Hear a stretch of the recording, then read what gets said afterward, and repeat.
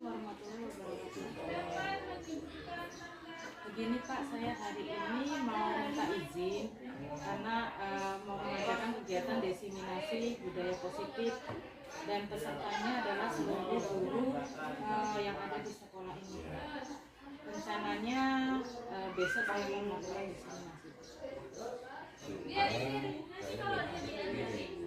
Yang jelas yang pertama tentunya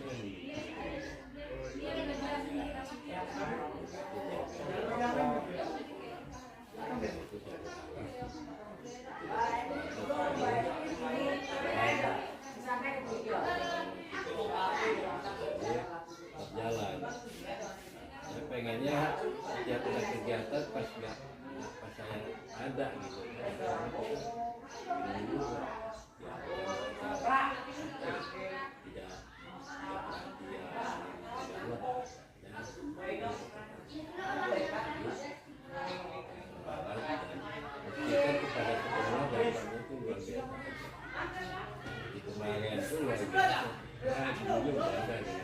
Kawan-kawan yang hanya sifatnya seperti itu di lapangan kemarin bagi saya cukup membanyakan. Begitu aja mereka. Tapi diizinkan ya Pak? Ya. Assalamualaikum warahmatullahi wabarakatuh. Selamat siang ibu-ibu. Maaf mengganggu waktunya. Di sini saya akan menyampaikan diseminasi kegiatan saya, yaitu tentang penyebaran pemahaman budaya positif. Sebelumnya saya memperkenalkan diri, saya Ibu Eka Puspita Dewi, asal sekolah saya SMP Negeri 23 Tulang Bawang Barat. Baik, di sini saya akan menjelaskan tentang penyebaran pemahaman budaya positif. Sebelum kita masuk ke dalam materi, di sini saya akan memberikan pertanyaan tematik, yaitu apakah Anda setuju dengan pernyataan di bawah ini? Yang pertama, hukuman dapat mendisiplinkan anak. Kemudian yang kedua, pemberian hukuman dengan hal positif seperti membaca atau membersihkan halaman sekolah dapat meningkatkan disiplin anak.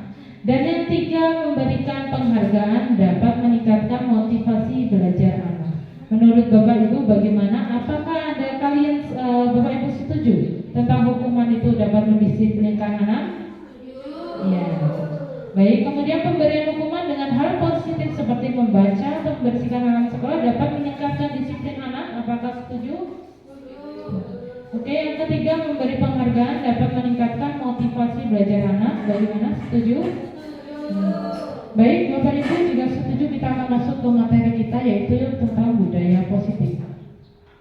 Dalam pembelajaran yang sudah saya peroleh di pendidikan guru penggerak ini, bahwa budaya positif itu ada 6 elemen. Yang pertama adalah disiplin positif dan nilai-nilai kebajikan. Dan yang kedua adalah teori motivasi, penghargaan dan hukuman. Dan yang ketiga, keyakinan kelas. Keempat, tentang kebutuhan dasar manusia. Kelima, posisi kontrol. Dan 6, segitiga restitusi. Baik, kita akan masuk untuk yang pertama tentang disiplin positif dan nilai-nilai kebijakan universal. Di sini sebelum kita masuk ke materi kita di sini ada satu kegiatan namanya perubahan paradigma. Kegiatannya tentang kegiatan kepalang tangan.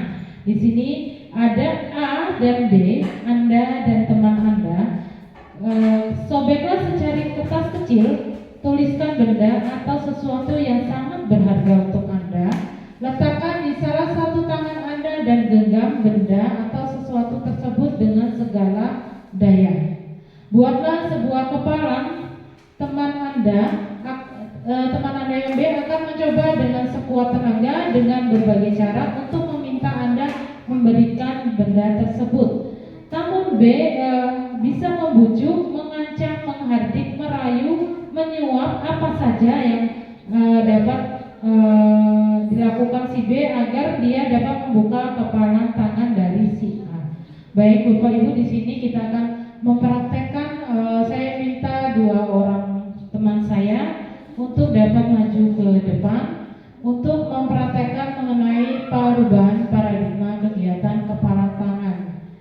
Dari situ nanti kita akan belajar bersama apa sih makna dari kegiatan tersebut. Baik, bisa Bu Sundari dan Bu Nia, silakan maju ke depan.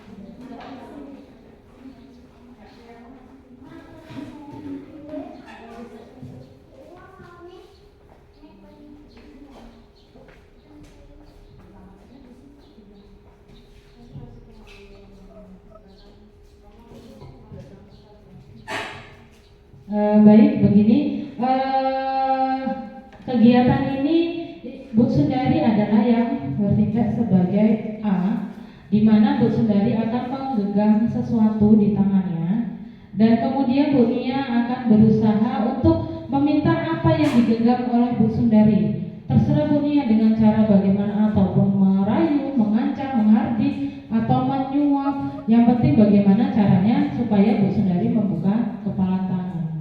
Namun nanti di sini Bu Sundari tidak akan bisa membuka kepala tangan itu dengan alasan apapun. Bagaimana Bu Nia dan Bu Sundari sudah? Ya, baik, kita akan Bapak Ibu silakan bisa diperhatikan.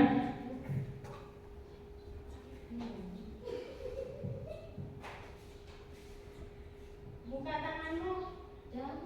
Aku mau lihat. Boleh. Boleh. Kan punya aku. Ayolah. Kita kan temenan. Iya, tapi nggak boleh. Buka nggak? Nanti nggak cubit kalau kamu buka. Nggak boleh gitu. Nanti tak kasih uang. Berapa? 2.000. Enggak lah, jangan buka loh. Jangan. Ini punya nggak boleh. Ya udah kalau kamu nggak mau. Terima kasih, tepuk tangan buat Bu Nia dan Bu Sundari. Terima kasih, bagus sekali ya memperagakannya. Baik, dari apa yang sudah kita perhatikan tadi, menurut Bapak Ibu apa pelajaran yang dapat Ibu Bapak dapatkan dari permainan tersebut? Ada yang bisa mengungkapkan pelajaran apa? Baik, gimana? Ya Bu Roni? Oh, kata Bu Roni tentang pendirian. Baik, kata Ibu Roni tentang pendirian di sini. Ya, bisa Ibu Roni, tapi dari kegiatan tadi kita dapatkan bahwa ternyata sesuatu yang ada pada diri kita itu yang bisa mengontrol itu hanyalah diri kita. Di sini kita tadi dapat melihat bahwa Ibu Sundari tidak mau membuka apa yang ada di genggaman tangannya itu, walaupun Bu Nia sudah berusaha merayu, kemudian menghardik, mengancam pun, bahkan menjanjikan sesuatu kepada Bu Sundari, tapi Bu Sundari tidak mau membukakannya buat Bu Nia. Itu menandakan bahwa kontrol diri kita ini yang bisa mengontrol adalah diri kita. Jadi kayak Bu Sundari yang bisa mengontrol setiap perbuatan tingkah laku dari Bu Sundari itu adalah Bu Sundari sendiri. Bu Nia tidak bisa mengontrol setiap kegiatan dan tindakan dari Ibu Sundari. Itu tadi ya Bapak Ibu pelajaran yang dapat kita peroleh dari permainan tadi. Kemudian kita akan ke perubahan paradigma teori kontrol atau ilusi kontrol. Di sini ilusi kontrol itu adalah sesuatu yang miskonsepsi ya dari teori kontrol. Yang pertama adalah ilusi guru mengontrol murid. Pada dasarnya kita sebagai guru kita tidak bisa mengontrol sepenuhnya murid kita. Jadi kita harus bagaimana caranya kita tuh tidak selalu mengontrol murid kita. Karena apa? Karena seperti tadi ya, diri kita yang dapat mengontrol adalah diri kita sendiri. Yang kedua, ilusi bahwa kritik dan membuat orang merasa bersalah dapat menguatkan karakter. Kemudian ada yang ketiga, ilusi bahwa semua penguatan positif, efektif dan bermanfaat. Dan yang keempat, bahwa ilusi bahwa orang dewasa memiliki hak untuk memaksa. Jadi itu sangat miskonsepsi di mana orang dewasa itu tidak mempunyai hak untuk memaksa seseorang. Jadi kita sendiri, kita tuh nggak punya hak untuk memaksakan kehendak kita kepada orang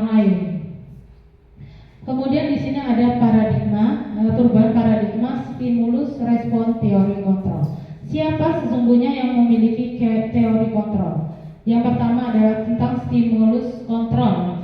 Di sini kita mencoba mengubah orang agar berpandangan sama dengan kita.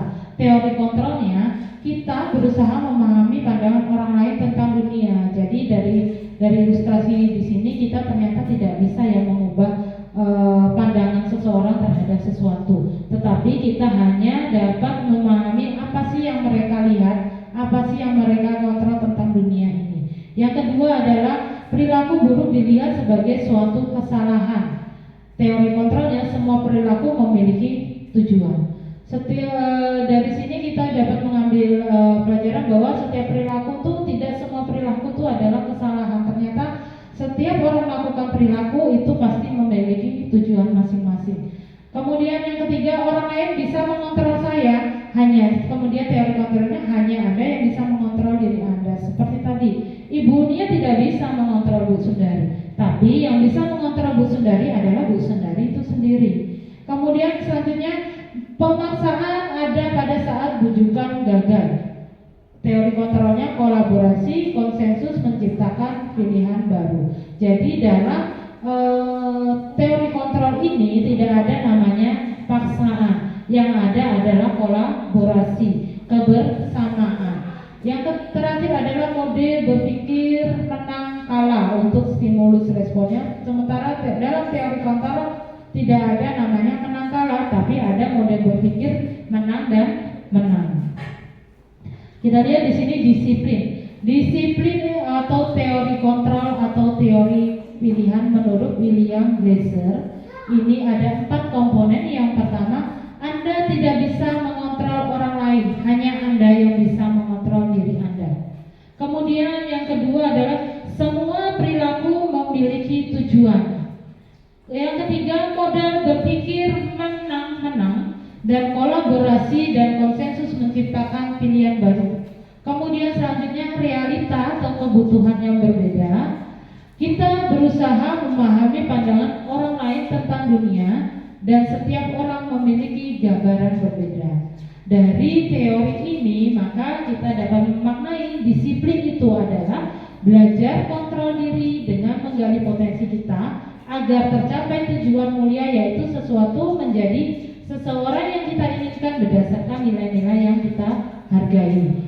Di sini motivasi dari setiap disiplin positif itu dia memiliki motivasi di mana dicantumkan dalam suatu yang bernama teori motivasi. Teori motivasi itu ada 2 macam, ada yang ekstrinsik dan ada intrinsik. Di sini untuk teori motivasi ekstrinsik itu ada untuk menghindari hukuman, yang kedua untuk mendapatkan imbalan. Artinya teori itu muncul dari luar diri. Kemudian teori yang muncul dari luar di dalam diri kita ada 3, yaitu untuk menghargai diri sendiri, adanya nilai kebajikan universal, dan yang terakhir adalah keyakinan kelas. Selanjutnya kita di sini akan belajar tentang 5 posisi kontrol, bahwa 5 posisi kontrol kita sebagai pendidik itu diantaranya adalah pertama penghukum, kedua pembuat rasa bersalah, ketiga teman, keempat pemantau, dan yang kelima adalah manajer. Dalam posisi kontrol kita sebagai manajer, kita harus memahami apa itu namanya segitiga restitusi. Segitiga restitusi di sini adalah suatu cara supaya ketika guru menghadapi siswa yang bermasalah, dia tidak harus memberikan siswa itu dalam bentuk hukuman, tetapi dalam ketika seorang guru menghadapi masalah, terutama masalah siswanya, guru itu harus menerapkan segitiga restitusi, di mana terdiri dari 3 tahapan. Yang pertama, menstabilkan identitas, kemudian validasi kebutuhan, dan menanyakan keyakinan. Kalau keyakinan ini kaitannya sudah pasti dengan keyakinan kelas. Selanjutnya 5 kebutuhan dasar manusia. Kebutuhan dasar manusia itu pada dasarnya ada 5. Yang pertama adalah tentang penguasaan, kemudian ada kasih sayang dan rasa diterima, ada kesenangan, kebebasan, dan kebutuhan untuk bertahan hidup. Sekarang mari kita berdiskusi. Di sini disiplin adalah kata yang sudah sering kita dengar, kita ucapkan, dan bahkan kita terapkan dalam kehidupan nyata di sekolah. Menurut Bapak Ibu, apa sih makna disiplin itu? bisa menjelaskan makna disiplin itu apa? Iya, Bu Nia? Baik, menurut saya makna disiplin itu terdiri dari taat akan peraturan atau taat akan kesepakatan baik di lingkungan sekolah maupun di kelas. Begitu. Terima kasih Bu Nia, beri tepuk tangan buat Bu Nia. Oke, kata Bu Nia tadi disiplin adalah taat terhadap peraturan yang ada di sekolah itu tersebut. Baik, kita akan melihat lebih jelas makna disiplin. Apa itu makna disiplin? Disiplin itu berasal dari kata disiplina yang artinya belajar, di mana disiplin diri membuat orang itu menggali potensinya menuju sebuah tujuan apa yang dia hargai. Kemudian kita masuk ke nilai-nilai kebajikan universal. Di sini nilai kebajikan universal adalah sifat positif manusia yang merupakan tujuan mulia yang ingin dicapai setiap individu. Nilai-nilai tersebut bersifat universal dan lintas bahasa, suku, bangsa, agama maupun latar belakang. Di antaranya jika setiap perilaku atau perbuatan memiliki suatu tujuan, itu menurut William Glasser pada buku Teori Kontrol tahun 1984.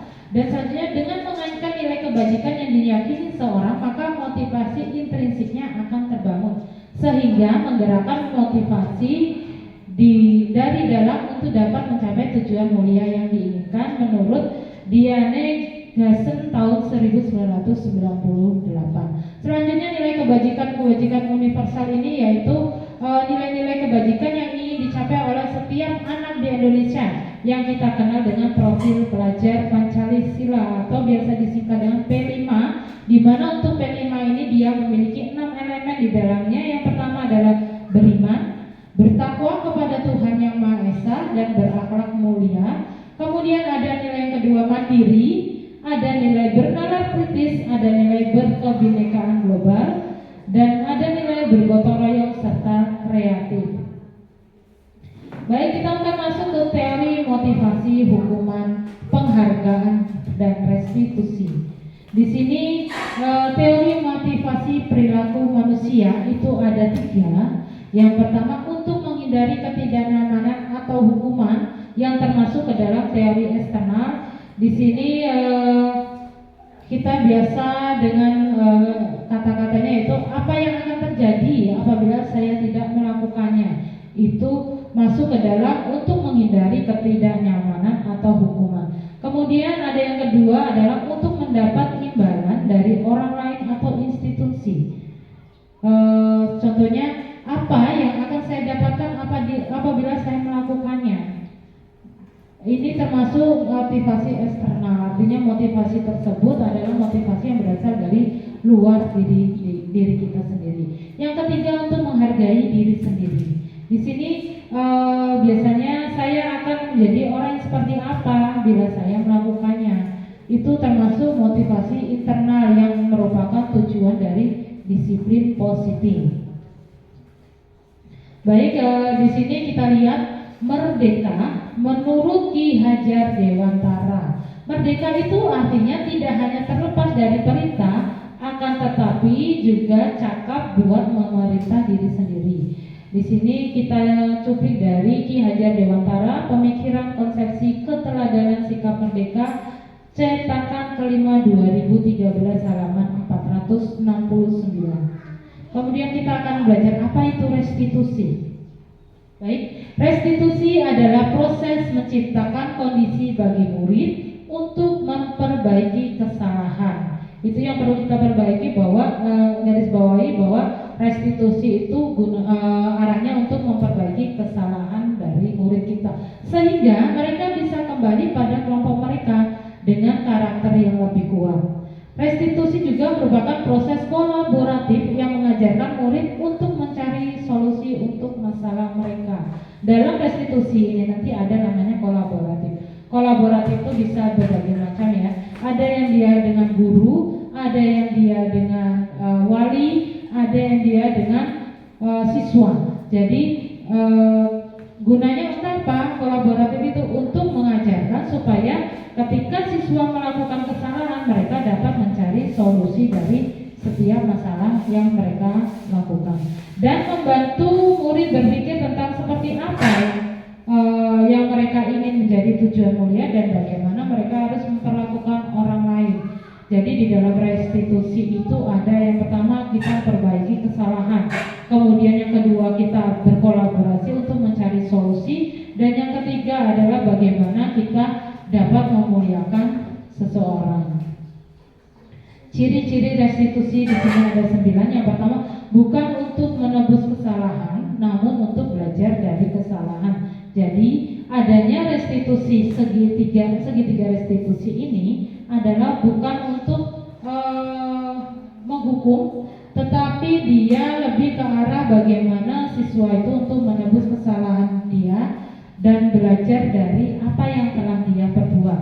Yang kedua adalah memperbaiki hubungan. Dengan adanya segitiga restitusi ini kita dapat perbaiki hubungan antara guru, antara siswa, dan antara wali murid ketika siswa tersebut mengalami suatu masalah. Kemudian ada tawaran bukan paksaan. Jadi dalam segitiga restitusi ini tidak ada namanya paksaan, tapi siswa ditawarkan dalam bahasa yang lembut. Misalnya ketika dia melakukan kesalahan ditawarkan, apakah kamu akan memperbaiki kesalahanmu? Biasanya seperti itu pada segitiga restitusi. Kemudian yang keempat, restitusi menuntun untuk melihat ke dalam diri. Dengan adanya restitusi ini, kita dapat melihat ke dalam diri kita. Kita dapat mengetahui kenapa sih seseorang melakukan kesalahan. Apa sih yang melatar belakangi seseorang melakukan kesalahan? Yang kelima, restitusi mencari kebutuhan dasar yang mendasari tindakan. Seperti saya jelaskan tadi bahwa setiap orang itu memiliki kebutuhan dasar, dan setiap orang melakukan kesalahan mungkin karena salah satu kebutuhan dasar yang ada dalam dirinya belum terpenuhi. Kemudian yang keenam, restitusi diri adalah cara yang paling baik. Iya benar ya, cara yang paling baik dalam mengatasi suatu permasalahan. Dan yang ketujuh, restitusi fokus pada karakter, bukan tindakan. Jadi dalam restitusi itu kita membaca karakter siswa tersebut, bukan kita harus tiba-tiba memberikan hukuman kepada siswa. Kemudian restitusi lebih fokus pada solusi. Jadi dalam restitusi itu ketika siswa melakukan kesalahan, kita bagaimana caranya guru itu mencari solusi dari setiap permasalahannya, bukan langsung memberikan hukuman atau bukan langsung kamu silakan keluar kelas, kamu silakan keliling lapangan, bukan seperti itu. Tapi bagaimana guru dan siswa itu dapat menemukan solusi. Yang 9 ada restitusi mengembalikan murid yang berbuat salah pada kelompoknya.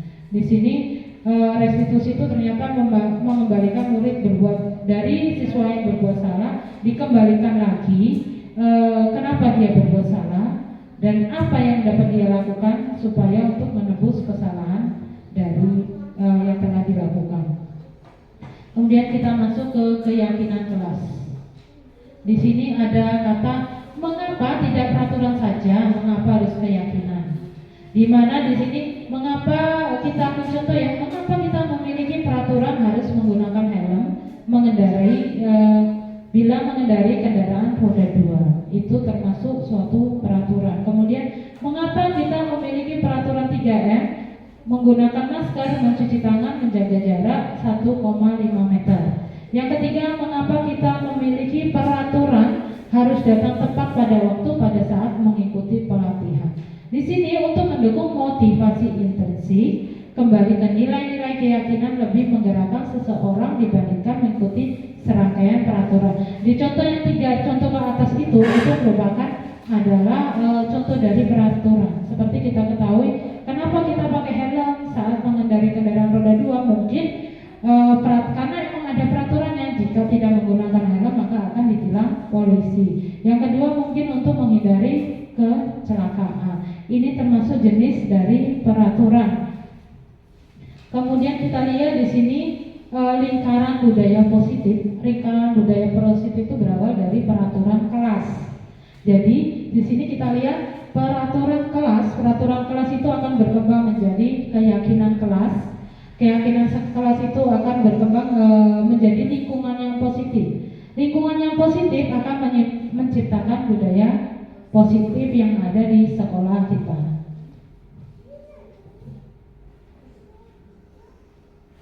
Kita lihat di sini peraturan dan keyakinan.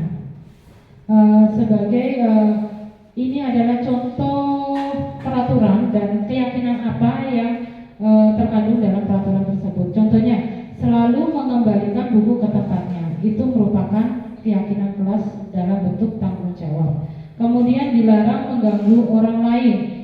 Keyakinan kelasnya adalah menghormati orang lain. Kemudian hadir di sekolah 15 menit sebelum pelajaran dimulai. Itu termasuk menghormati orang lain dan berkomitmen. Yang keempat selanjutnya, dilarang melakukan kekerasan. Itu keselamatan dan menghormati orang lain. Dan selanjutnya di sini dilarang menggunakan narkoba. Keyakinan kelasnya adalah kaitannya dengan kesehatan. Kemudian bergantian atau menunggu giliran. Di sini menghormati orang lain dan bersabar. Di sini ada menggunakan masker, yaitu kaitannya dengan kesehatan dan keselamatan. Dan yang terakhir, jangan berdiri di kelas atau koridor. Artinya keyakinan kelasnya adalah kaitannya dengan keselamatan dan keamanan. Oke, di sini ada dihukum oleh penghargaan. Dihukum oleh penghargaan di sini adalah kenapa seseorang itu harus dikatakan dihukum tapi oleh penghargaan. Seperti yang kita jelaskan bahwa penghargaan itu secara tidak langsung itu dapat memberikan dampak ya ibu-ibu di sini, yaitu pengaruh jangka panjang dan jangka pendek. Yang kedua adalah penghargaan menghukum. Dan yang ketiga, penghargaan mengurangi ketepatan. Keempat, penghargaan tidak efektif. Dan yang kelima, penghargaan merusak hubungan.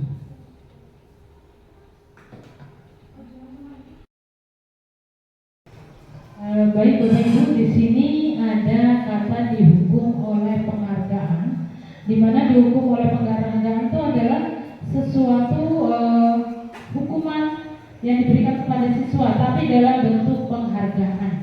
Kita ambil contoh misalnya Bapak Ibu mungkin pernah melakukan di kelas itu ketika ketika pembagian rapot, Bapak Ibu pernah memberikan hadiah kepada siswanya. Itu sebenarnya salah satu bentuk hukuman tapi dalam bentuk penghargaan. Di mana hukuman dihukum oleh penghargaan itu dia itu terdiri atas beberapa elemen. Yang pertama adalah dia akan memiliki pengaruh, baik itu pengaruh jangka pendek ataupun dalam jangka panjang. Kemudian penghargaan menghukum, dan selanjutnya penghargaan mengurangi ketepatan. Jadi siswa itu yang awalnya dia ketika menjawab suatu pelajaran dia jawabannya bagus karena dia merasa oh saya selalu diberi penghargaan, saya selalu diberi aplaus sama guru saya, maka ketepatan mereka hal tersebut itu dapat mengurangi ketepatan mereka dalam mengerjakan sesuatu. Yang kedua adalah bahwa dinyatakan penghargaan itu tidak efektif. Dan selanjutnya penghargaan itu akan merusak hubungan. Jadi akan merusak hubungan antara guru dengan siswa. Misalnya biasanya nih guru itu memberikan penghargaan sama siswa yang dia baik di kelas, dia bisa menjawab soal, tapi ternyata secara tidak langsung penghargaan tersebut akan merusak hubungan antara guru dengan siswa-siswa yang lainnya. Kemudian selanjutnya adalah penghargaan menurunkan kualitas. Jadi dengan kita selalu memberikan penghargaan kepada siswa secara tidak langsung, kita akan menurunkan kualitas dari siswa kita tersebut. Kemudian penghargaan mematikan kreativitas. Ini ya ibu bapak ya, penghargaan itu dapat ternyata penghargaan itu dapat membuat kreativitas dari siswa kita itu menurun. Dia jadi menjadi malas untuk melakukan sesuatu. Kemudian penghargaan mengurangi motivasi intrinsik. Motivasi intrinsik tadi seperti yang sudah saya jelaskan, itu motivasi yang ada dalam diri kita sendiri. Motivasi di mana mengakui kita dapat mengakui diri kita sendiri, itu ternyata salah satu dapat mari kita akan diskusi bersejenak Bapak Ibu. Di sini Bapak Ibu baru saja mendengar dan membaca dan mendengar kalimat dihukum oleh penghargaan. Mengapa penghargaan justru bermakna sebagai hukuman? Ada yang bisa menjelaskan Bapak Ibu mengapa penghargaan dapat bermakna sebagai hukuman? Ya, Saudari.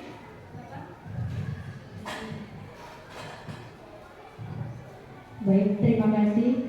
Dari yang penjelasan yang saya dengar tadi, penghargaan itu bisa dikatakan sebagai hukuman karena dengan memberikan penghargaan tanpa kita sadari bahwa itu membuat anak menjadi lebih turun kualitas dan semangat untuk belajarnya. Dengan kita memberikan penghargaan seperti hadiah, jadi motivasi anak untuk belajar itu bisa jadi hanya untuk mendapatkan hadiah itu, bukan dari dalam dirinya sendiri. Seperti itu, Bu.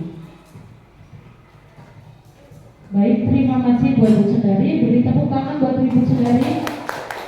Baik, benar ya tadi kata Bu Sundari bahwa dengan pemberian penghargaan itu secara tidak langsung kita sudah menurunkan kualitas dari anak tersebut. Jadi anak tidak akan berusaha kalau nggak ada sesuatu dari gurunya. Makanya anak akan berusaha kalau misalnya ibu guru di kelas siapa yang bisa jawab nomor 1 ini nanti ibu kasih jajan.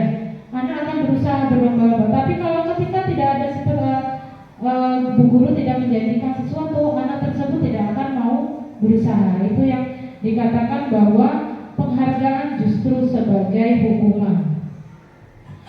Di sini ada beberapa tindakan guru. Misalnya nih, kita akan membedakan antara hukuman dan konsekuensi. Sebagai hukuman contohnya, menyatat 100 kali di dalam buku kalimat, saya tidak akan terlambat lagi karena terlambat ke sekolah. Itu termasuk hukuman. Ada Bapak Ibu di sini yang sering melakukan seperti itu?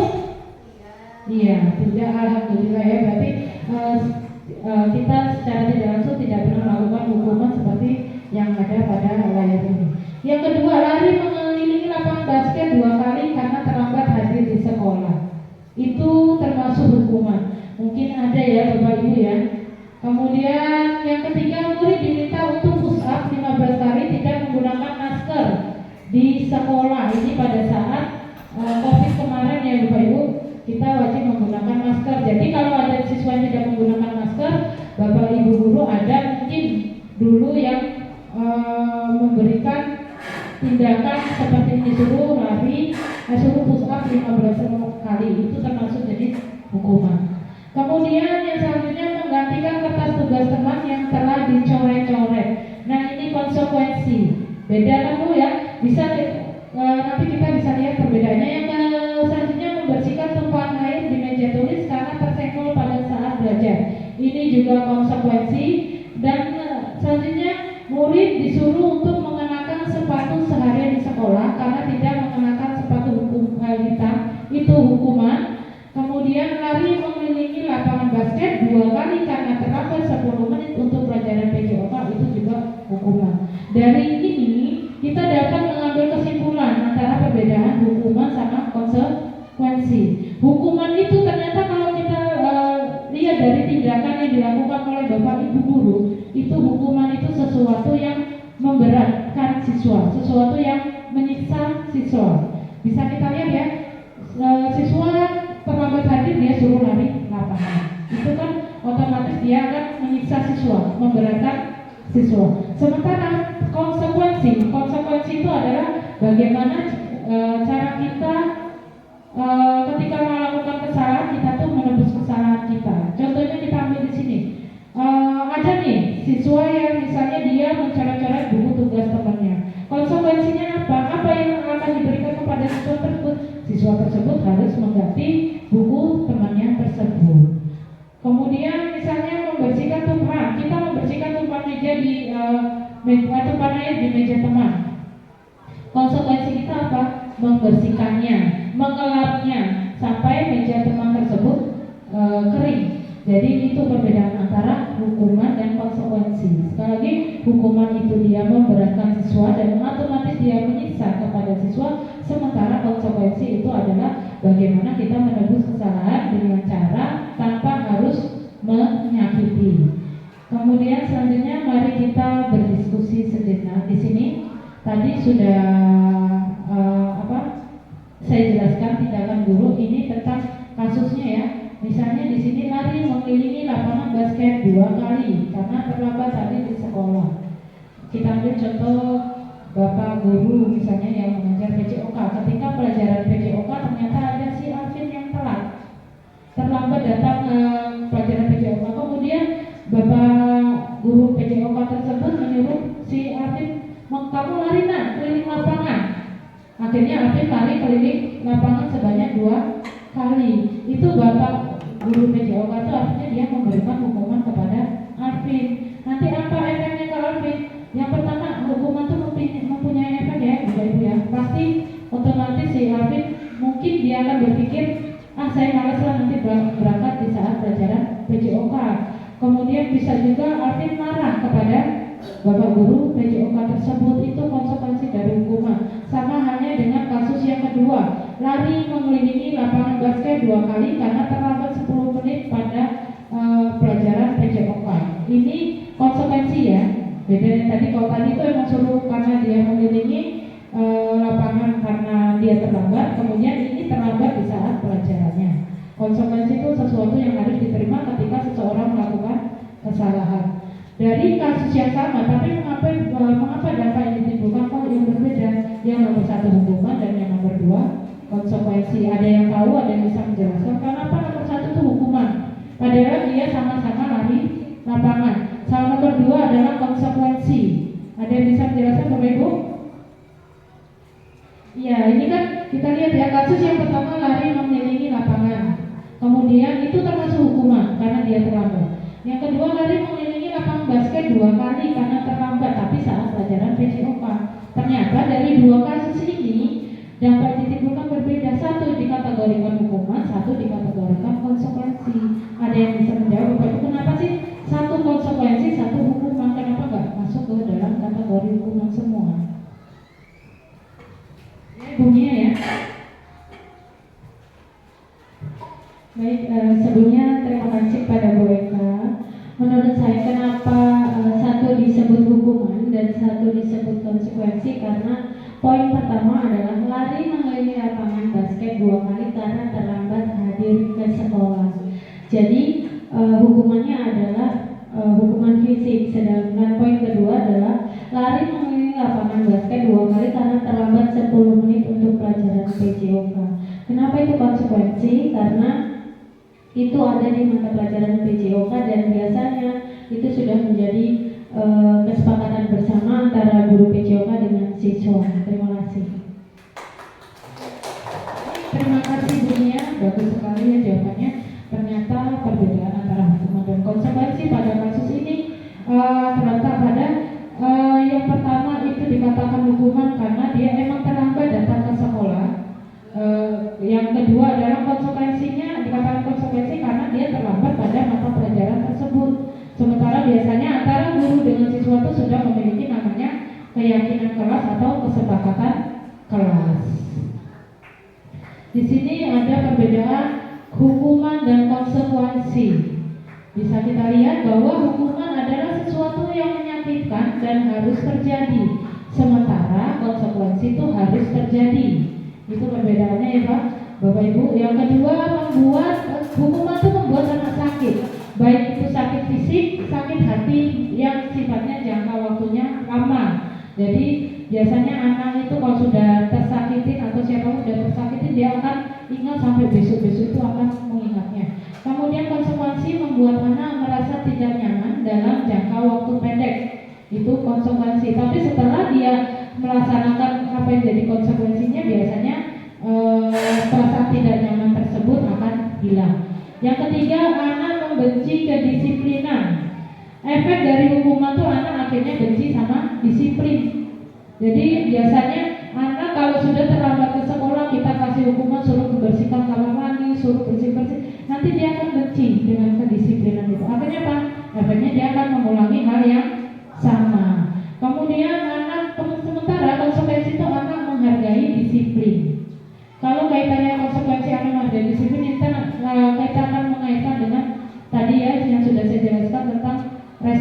solusi dalam penyelesaian masalah. Kemudian hukuman itu sifatnya memaksa atau paksaan. Jadi orang yang kena hukuman itu udah otomatis kamu harus melakukan itu. Sementara untuk konsekuensi itu bersifat stimulus atau tanggapan atau rangsangan ya. Jadi ketika kita memberikan konsekuensi, kita tuh bagaimana anak itu mengaitkan dengan apa yang sudah dia lakukan. Kemudian mendorong anak menyakiti diri sendiri, sementara konsekuensi mendorong anak agar mudah menyesuaikan diri. Selanjutnya konsep diri yang buruk untuk hukuman dan konsep diri yang baik untuk konsekuensi. Dan selanjutnya anak belajar untuk menyembunyikan kesalahan. Ketika mereka pernah mendapatkan hukuman, otomatis anak tersebut akan menyembunyikan kesalahan yang mereka lakukan untuk esoknya. Misalnya hari ini dia tidak membawa buku catatan atau tidak mengerjakan PR karena takut dihukum, dia pasti akan bilang ke gurunya, tidak ada PR bu, seperti itu ya, pasti sering terjadi ya ibu-ibu ya. Kemudian sementara untuk konsekuensi, anak belajar untuk mematuhi peraturan. Yang selanjutnya hukuman itu, orang yang dapat hukuman dia akan marah, akan merasa bersalah, dipermalukan, merasa tak dihargai. Sementara konsekuensi kehilangan hak, dibuat tidak nyaman, diasingkan sementara atau time out. Jadi perbedaan antara hukuman dan konsekuensi itu ya Bapak-Ibu. Kemudian di sini ada intensitas gagal dan identitas gagal dan identitas sukses. Di sini untuk identitas gagal terhadap suatu hukuman itu biasanya sesuatu yang menyakitkan harus terjadi. Terus disiplin positifnya yaitu konsekuensinya sesuatu itu harus terjadi. Sementara penyelesaiannya atau restitusi merupakan pilihan. Jadi itu ya. Jadi ketika sesuatu itu harus terjadi, maka restitusilah yang akan bertindak dalam hal ini. Kemudian untuk identitas gagalnya hukuman, tidak nyaman untuk murid atau anak untuk jangka waktu yang panjang. Sementara untuk identitas suksesnya disiplin, tidak nyaman untuk murid atau anak untuk jangka pendek. Seperti yang sudah saya jelaskan tadi, dan restitusinya menguatkan untuk murid atau anak dalam jangka waktu yang panjang. Selanjutnya untuk identitas gagal hukuman, korban itu mendapatkan keadilan. Keadilan itu baik yang sifatnya positif ataupun dia yang negatif. Tapi kebanyakan namanya hukuman tuh keadilan yang dia dapat itu sifatnya ke negatif. Kemudian untuk disiplin, konsekuensinya adalah korban bisa diabaikan. Kemudian dan restitusinya korban mendapatkan ganti, itu restitusinya. Artinya ganti itu bukan ganti yang baru ya, tapi ganti dari perbuatan dia dari berbuat buruk, kemudian kita kasih restitusi tentang menstabilkan keyakinan kelas tadi ya. Terus dia akan mengganti yang baru, bukan mengganti orangnya, bukan, tapi dia akan merubah sifatnya dia untuk tidak melakukan kesalahan yang sama. Kemudian identitas gagal lagi untuk hukuman, murid akan tersakiti. Banyak ya kita temui ketika siswa dikasih hukuman dia sakit hati sama muridnya. Misalnya kita ambil contoh, misalnya di sini Bu Sundari itu orangnya galak, dia suka memberi hukuman sama si Irfan. Irfan itu lama-lama karena sering dikasih hukuman sama Bu Sundari, dia akan membenci Bu Sundari. Kemudian di sini konsekuensinya murid atau anak dibuat tidak nyaman. Nah konsekuensi itu ya tadi seperti saya jelaskan bahwa konsekuensi ini sifatnya sementara. Kemudian murid atau anak mendapatkan penguatan untuk restitusi. Kita akan berbicara tentang kebutuhan dasar manusia. Setiap orang, seperti kita ketahui bahwa setiap orang itu punya kebutuhan dasar. Yang kebutuhan dasar dari manusia kalau tidak terpenuhi yaitu yang akan terjadi adalah penyimpangan perlakuan atau kegiatan yang sifatnya menyimpang. Seperti kita ambil anak kalau ada kebutuhan dasarnya tidak terpenuhi, maka anak tersebut pasti akan melakukan keanehan di kelas itu. Misalnya mencari perhatian, itu berarti dia mungkin di dalam keluarganya dia tidak mendapatkan perhatian. Ada juga kejadian ada siswa yang dia tidak mengambil bekal makanan temannya. Nah, itu juga masuk ke kebutuhan dasar manusia. Kita bisa lihat di sini kebutuhan dasar manusia ada 5. Yang pertama, kasih sayang dan rasa diterima. Jadi setiap orang tuh butuh kasih sayang ya Bapak Ibu dan butuh diterima. Seperti Bapak Ibu yang ada di sini. Bapak Ibu di sini tuh ingin ada rasa kasih sayang antara si A, si B, bukan dalam arti kasih sayang yang lain ya, tapi kasih sayang antar rekan sejawat. Kemudian rasa diterima. Kalau ketika kita bekerja di stakeholder ini, kita merasa sayang kemudian diterima oleh rekan-rekan sejawat kita, otomatis kita akan merasa nyaman, merasa senang, merasa bahagia ketika kita berada di sekolah. Kemudian ada penguasaan. Penguasaan itu kita ambil contoh, terkadang kita ambil ke siswa. Misalnya penguasaan terhadap siswa itu ada kan siswa yang dia merasa ingin, oh saya ini ingin lebih dari teman saya. Misalnya dia kadang kamu di bawah saya lebih pintar dari kamu. Itu merupakan kebutuhan dasar manusia dalam penguasaan. Kalau tiba-tiba anak melakukan penyimpangan, ini yang harus nanti Bapak Ibu cek dan Bapak Ibu pelajari apa yang dia tidak dapat di sini dari keluarganya. Kemudian ada kebutuhan kesenangan. Jadi kebutuhan kesenangan itu setiap orang butuh untuk hidup senang ya. Jadi kalau misalnya ada nih siswa yang kita menemui siswa yang kalau berangkat sekolah dia cenderung dia diam aja. Itu mungkin ketika dia di sekolah dia tidak merasa senang. Atau dia di rumah dia tidak merasakan kebutuhan untuk senang. Kemudian yang ketiga adalah kebebasan atau freedom. Kebebasan itu setiap orang membutuhkan kebebasan. Yang terakhir adalah bertahan hidup. Bertahan hidup itu kaitannya sama apa? Kaitannya sama makan, minum.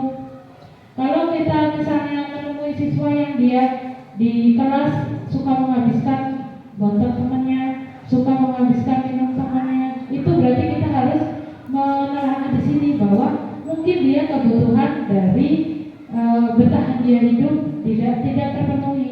Tapi dari setelah kita mengetahui ini, kita tidak harus langsung ngasih konsekuensi. Kita cari tahu kenapa si anak itu suka makanin botol temannya. Apa ibunya tidak masak, atau ibunya nggak punya duit untuk beli sayuran, atau mungkin dia emang sengaja tidak sarapan. Itu yang harus kita cari tahu sebagai seorang guru.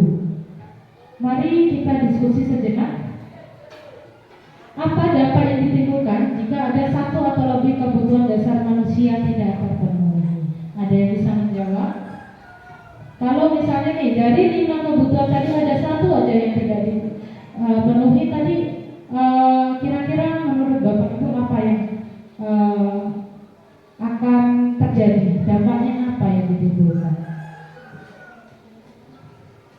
Ayo ya Pak Kotaman.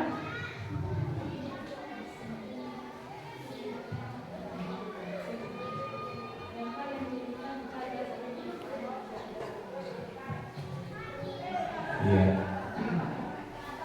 Dampak yang timbulkan jika anak ada satu atau lebih kebutuhan dasar manusia tidak terpenuhi, maka anak tersebut akan mengalami perilaku negatif seperti timbangan sosial, ada permainan mungkin video online, mungkin narkoba dan lain-lain. Terima kasih Pak Nur, tepuk tangan buat Pak Kotaman. Iya tadi benar ya. Jadi kalau ada kebutuhan dasar kita yang tidak terpenuhi, maka akan terjadi penyimpangan sosial, penyimpangan yang tidak kita inginkan. Yang terakhir adalah posisi kontrol. Yang 5. Di sini untuk posisi kontrol, di sini ada 5 posisi kontrol kita sebagai guru yang harus kita ketahui. Yang pertama adalah sebagai penghukum, kemudian pembuat orang merasa bersalah, kemudian teman, ada pemantau dan ada manajer. Jadi peran kita di kelas atau menghadapi siswa itu kita tuh mempunyai 5 posisi kontrol. kita lihat penghukum. Penghukum itu di sini untuk identitas gagalnya. Di sini bahwa menghadap, menunjuk-nunjuk, menyakiti, menyindir, itu posisi kontrol yang menghukum.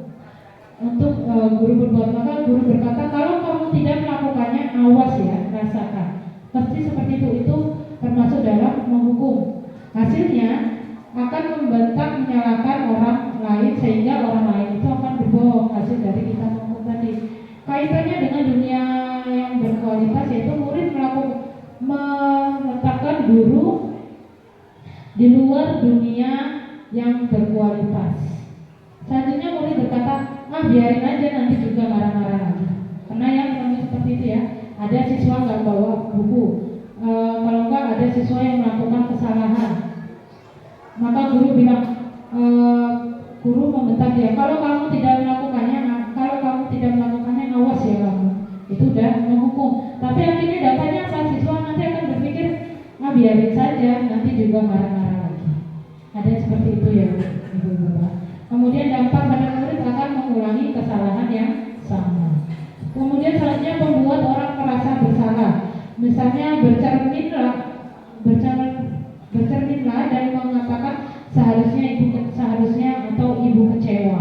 Itu membuat siswa merasa bersalah. Contoh perkataannya, kamu seharusnya, kamu sudah tahu ibu lebih sekali mengatakan itu, sering sekali mengatakan itu, ibu stres. Itu membuat orang merasa bersalah. Kemudian hasilnya sehingga orang menyembunyikan, menyangkal atau berbohong. Kaitannya dengan dunia berkualitas, murid meletakkan guru di dalam dunia berkualitas. Maka siswa akan berkata, maafkan saya. Di sini akan timbul dampak pada murid merasa rendah diri. Selanjutnya teman, kita memposisikan diri sebagai teman. Di sini membuatkan alasan-alasan untuk muridnya. Kita ambil contoh, ayolah lakukan ini demi ibu. Kemudian ada nih, masa kamu tidak mau? Ingat tidak ibu pernah bantu kamu. Itu posisi sebagai teman. Kemudian hasilnya adalah ketergantungan. Kemudian kualitasnya adalah kualitas dengan kaitannya dengan dunia berkualitas.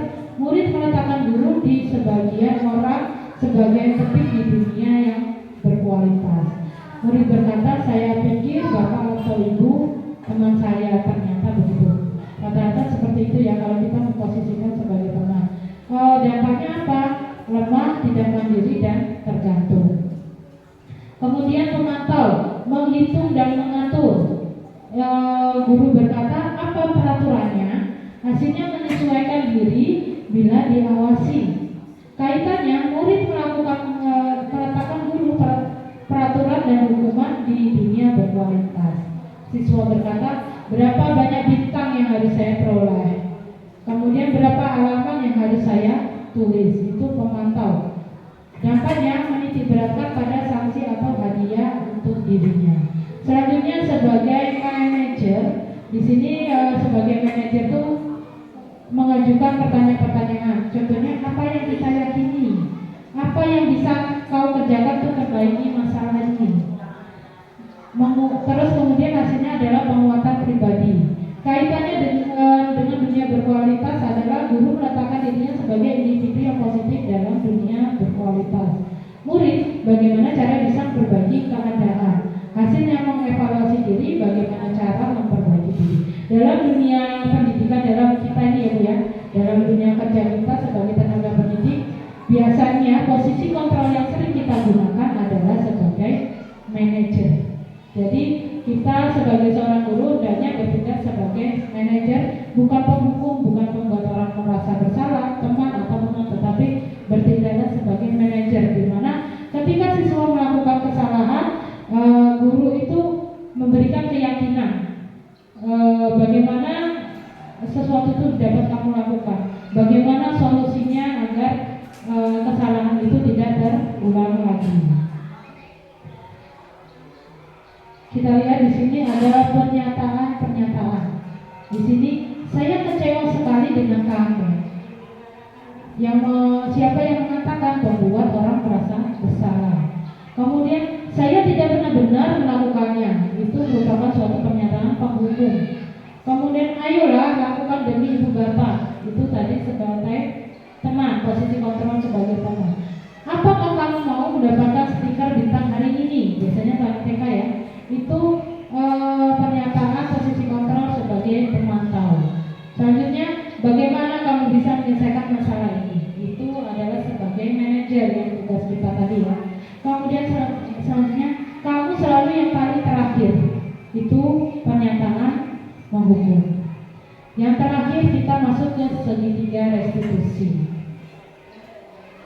Nah, segitiga restitusi di sini ada 3 ya. Dikatakan segitiga restitusi karena dia ada 3 tahapan. Yang pertama validasi kebutuhan, menstabilkan identitas, validasi kebutuhan, kemudian menanyakan keyakinan. Di sini kamu tentu punya alasan mengapa melakukan itu. Itu untuk validasi kebutuhan. Adakah cara yang lebih efektif untuk mendapatkan apa yang kamu butuhkan? Jadi ketika siswa melakukan kesalahan, hal yang pertama kita lakukan adalah menstabilkan identitas dulu ya. Di sini setiap orang pasti pernah melakukan kesalahan. Itu pasti yang akan dikatakan oleh guru. Kemudian kamu bukan satu-satunya pernah melakukan itu. Itu menstabilkan identitas. Setelah menstabilkan identitas, kemudian guru masuklah ke tahap validasi kebutuhan. Di sini validasi kebutuhan adalah kamu tentu punya alasan mengapa melakukan itu. Kemudian adakah cara yang lebih efektif untuk mendapatkan apa yang kamu butuhkan. Dan terakhir, dalam segitiga restitusi adalah menanyakan keyakinan. Itu dalam penyelesaian masalah, di mana di sini terdapat nilai-nilai apa yang telah kita sepakati. Dan yang kedua, kamu ingin menjadi orang yang seperti apa. Itu tahapan dari segitiga restitusi. Baik, ini ada contoh ya Ibu Bapak ya tentang segitiga restitusi, di mana contoh ini yang merupakan tahapan yang pertama yaitu menstabilkan identitas. Di sini untuk membuat anak merasa gagal karena berbuat salah menjadi positif terhadap dirinya. Kita ambil contohnya, guru berkata berbuat salah itu hal yang manusiawi. Tidak ada manusia yang sempurna. Bapak Ibu juga pernah berbuat salah. Kita pasti bisa menyelesaikan permasalahan ini. Bapak Ibu tidak tertarik untuk mencari tahu siapa yang benar, siapa yang salah. Bapak Ibu lebih tertarik untuk menyelesaikan masalah. Kalau kamu menyalahkan dirimu sendiri terus-menerus, apa kamu bersikap baik pada dirimu sendiri? Ini contoh kalimat yang kita berikan ketika siswa itu melakukan kesalahan. Kalimat ini masuk dalam menstabilkan identitas. Kemudian validasi kebutuhan di sini membantu siswa mengenali basic atau need atau kebutuhan yang ingin dipenuhi ketika melakukan kesalahan. Pada dasarnya, setiap tindakan manusia tujuannya adalah memenuhi basic need atau kebutuhan dasar, apakah itu power, freedom, love and belonging, fun and survival. Jadi itu ya, pada dasarnya itu setiap tindakan manusia tujuannya untuk memenuhi kebutuhan dasar tadi ya, seperti kekuatan, kebebasan, cinta dan kasih sayang, kemudian kesenangan atau kebebasan. Di sini guru berkata, apa bisa saja kan melakukan hal yang lebih buruk, tapi kamu tidak melakukannya. Nah, itu kata-kata yang biasa diucapkan oleh Bapak Ibu ya. Kemudian kamu pasti punya alasan mengapa melakukannya. Selanjutnya, apa yang penting bagi kamu? Kemudian kamu boleh tetap berusaha menjaga sikap itu, tapi tambahkan sikap yang lain yang baru. Dan selanjutnya, maukah?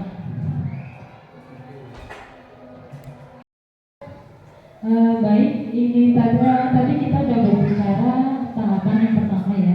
Di sini ada tahapan yang kedua yaitu validasi kebutuhan, di mana validasi ini kaitannya pada dasarnya setiap tindakan manusia itu tujuannya itu hanya satu, yaitu memenuhi kebutuhan dasar mereka. Ya, di mana kebutuhan dasar itu ada power, ada freedom, love and belonging, kemudian fun atau survival.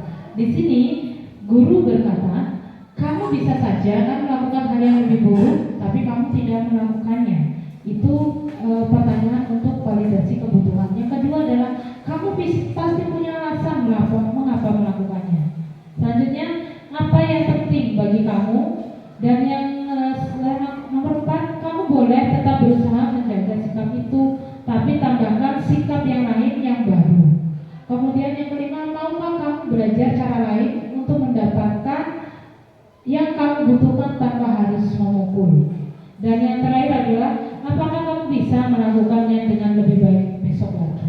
Itu contoh-contoh dari kalimat pertanyaan untuk validasi kebutuhan. Kemudian tahapan yang selanjutnya adalah menanyakan keyakinan. Di sini anak akan melihat kesalahannya, kemudian dihubungkan dengan norma sosial dan nilai-nilai yang mendasari manusia berinteraksi dengan orang lain. Di sini untuk kalimat pertanyaannya, apakah nilai yang kita percaya di kelas atau di sekolah kita? Itu biasa yang ditanyakan. Kemudian nilai-nilai universal apa yang telah kita sepakati di kelas? Kemudian kelas yang ideal itu seperti apa?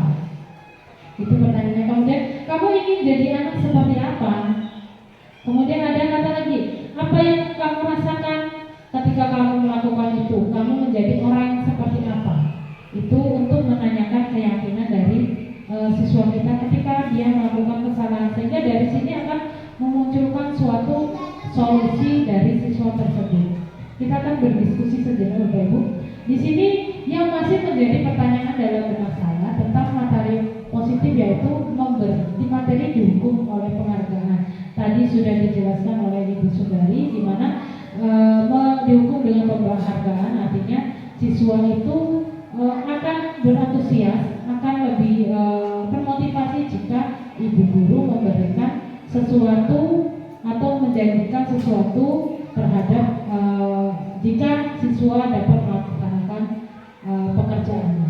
Dan agar kita guru tidak memberi penghargaan kepada murid secara berlebihan, lalu bagaimana tindakan sekolah yang memberikan penghargaan kepada siswa yang juara dengan mengumumkannya pada saat pembagian rapat di lapangan sekolah dan diberi hadiah di depan teman-teman yang lain? Apakah tindakan ini salah dan termasuk menghukum? Menurut Bapak Ibu, apakah tindakan tersebut salah termasuk hukum? Ya. Misalnya kita ambil contoh nih. Di sini di kejadiannya adalah tindakan sekolah yang memberikan penghargaan kepada siswa yang juara dengan mengumumkannya kepada siswa-siswa lain pada saat pembagian rapor di lapangan dan memberi hadiah di depan teman-temannya. Apakah tindakan ini salah termasuk menghukum? Tidak. Iya, ini termasuk dalam tindakan penghargaan. Tapi penghargaan inilah yang dapat dikatakan tadi dihukum oleh penghargaan. Kita lihat jawabannya di sini adalah pernyataan guru tidak boleh memberikan penghargaan hendaknya dimaknai dalam konteks yang luas. Penghargaan tetap boleh diberikan kepada peserta didik yang berprestasi atau telah bekerja dan berpikir keras serta berkompetisi dengan sungguh-sungguh. Jadi itu yang harus kita garis bawahi ya. Jadi penghargaan itu boleh, tapi memang buat mereka yang sangat sudah bersungguh-sungguh berusaha. Namun perlu disampaikan kepada peserta didik agar dipahami oleh mereka bahwa kompetisi atau perbuatan yang baik yang dilakukannya tidak boleh dilandasi oleh keinginan atau motivasi eksternal, yakni untuk mendapatkan penghargaan. Jadi ketika siswa tersebut kita berikan penghargaan, kita harus memberikan pengertian kepada siswa bahwa kita harus memberikan pengertian serta motivasi eksternal bahwa tidak semua perbuatan baik itu harus dilandasi dengan penghargaan. Jika mereka berbuat hal yang positif, tentunya akan membawa keuntungan bagi dia dan bukan tidak mungkin bagi orang lain. Kita harus memberi pengertian bahwa apa yang kita lakukan pasti akan memberikan kebutuhan positif, baik itu diri sendiri ataupun orang lain. Singkatnya, kita ajak mereka melakukan sesuatu dilandasi niat yang tulus dan ikhlas. Jika atas perbuatan yang mereka lakukan ternyata mendapatkan hadiah atau imbalan karena adanya apresiasi positif dari orang lain, bukan keinginan atau permintaan. Itu tadi makna dari dihukum oleh penghargaan. Baik, Ibu Bapak, saya rasa cukup sekian apa yang dapat saya sampaikan. Semoga dengan adanya diseminasi budaya positif ini dapat memberikan dampak yang baik bagi sekolah kita, dan kita dapat menerapkan segitiga restitusi yang terdapat pada budaya positif ketika kita menghadapi siswa yang banyak melakukan kesalahan. Sekali lagi saya mohon maaf jika saya ada kesalahan. Terima kasih atas waktunya. Saya akhiri. Wassalamualaikum warahmatullahi wabarakatuh.